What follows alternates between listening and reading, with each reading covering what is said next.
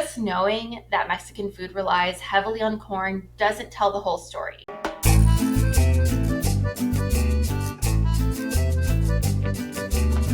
Hello, welcome back to Nutrition con Sabor. I'm Krista, your Latina dietitian, and today we are diving into a very foundational topic when it comes to Mexican food and nutrition. We are talking about a process called Nixtamalization, which is how we make corn tortillas from corn. In this episode, we will dive into the nixtamalization process, learn about its unique health benefits, and a whole lot more. So let's get started. So a question that comes up in my work a lot, that comes up way more than I ever expected it to, is, does corn have any nutrients? And this is a question I'm actually usually hearing from fellow Mexican Americans. But I don't blame anyone for wondering this because of how pervasive the low carb craze is. Even, all these years later, it's still going strong. This makes people think that foods that fall more on the carb side of the spectrum are lower in nutrients overall, which is just wrong.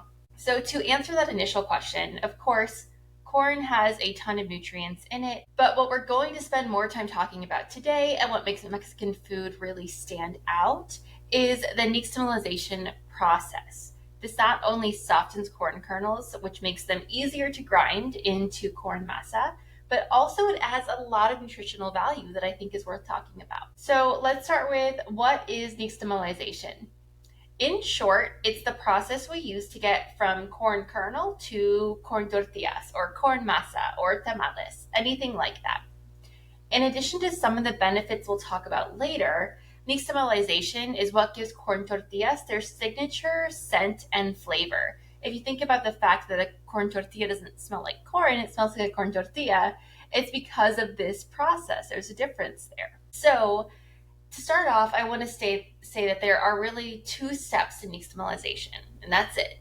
So the first step is boiling dried corn in an alkaline solution. And when they say alkaline solution, I'm usually talking about adding something to the water, like calcium hydroxide is the most common. You may also hear it called lime, but not like lime the fruit, or cal, C-A-L. But in other parts of North America and Latin America, you may see ground up seashells, you may see wood ash. Both of those things can also make the solution alkaline and can be used for nixtamalization. But the most common is calcium hydroxide. So after you've boiled corn in that alkaline solution, the second step is just to leave the corn kernels soaking in that solution. This step usually takes 8 to 12 hours. People would usually do it overnight. At least that's the case when we're doing nixtamalization in a home kitchen setting. But most of the time now, we aren't doing our own nixtamalization. Most of the time we are buying food products that have been nixtamalized. And industrial tortilla makers and maseca makers may only do this step for about 3 hours or so. And that's important because it does contribute to some nutritional differences. But those are the two basic steps. You boil and then you soak in this alkaline solution. And once you've done that, you have nixtamal, which another word for that is hominy. So this is the corn that you'll use in pozole, in menudo. You can make corn tortillas from it. And to make corn tortillas from that, you take that hominy, right, that we just ended our step, ended our 2 steps and wound up with hominy. And then if you want to, you can drain and rinse that and then turn that into masa and then use that to make tortillas, tamales, and things like that. And then I want to expand our scope beyond Mexican food. I want to just point out really quickly that this process is also seen in Native American food, and you may also see it in Southern United States food, like hominy grits, for example. So thinking about the history of this process has been around for thousands of years. Most likely it developed as a way to soften the corn kernel to make it easy enough to grind into masa. Most of the grinding tools that were available in pre-colonial Latin America were things like the metate, which dates back to 1500 BC in Guatemala, which would mark kind of the origins of what we know about nixtamalization.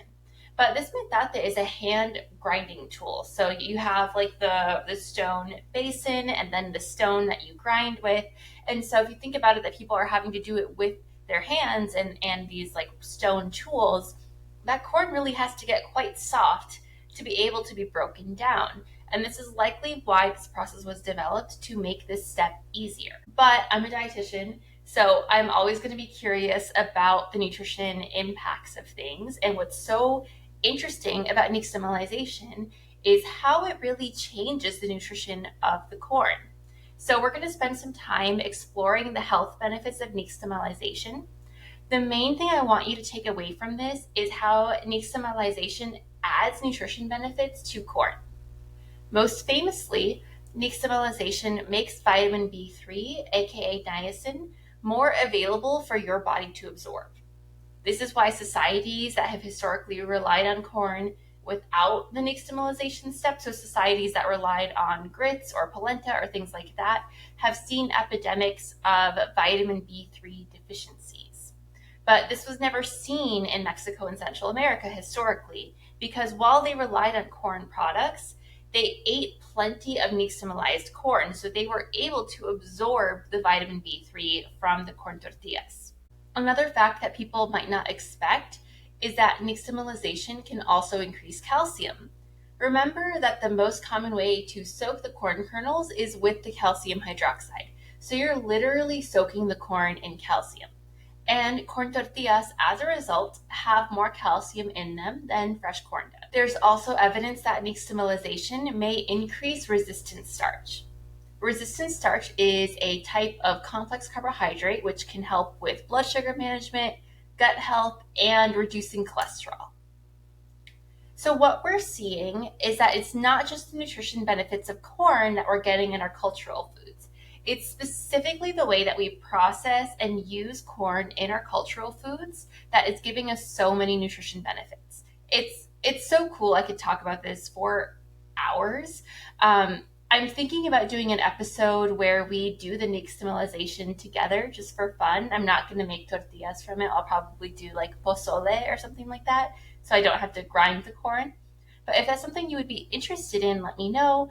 Just FYI, it would probably be video only. But I would love to do that. If you all are interested, please leave a comment and let me know, and we can get that going. These nutrition benefits that are so unique to our food culture are a big reason why I do the work that I do.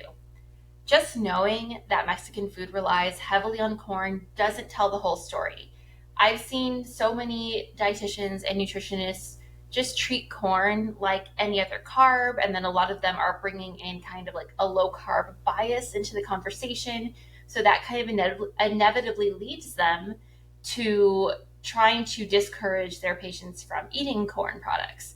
But they are missing out when they take that approach on how many ways corn tortillas, tamales, any product made with masa really adds nutrition to the Mexican diet in a way that's very unique and very interesting.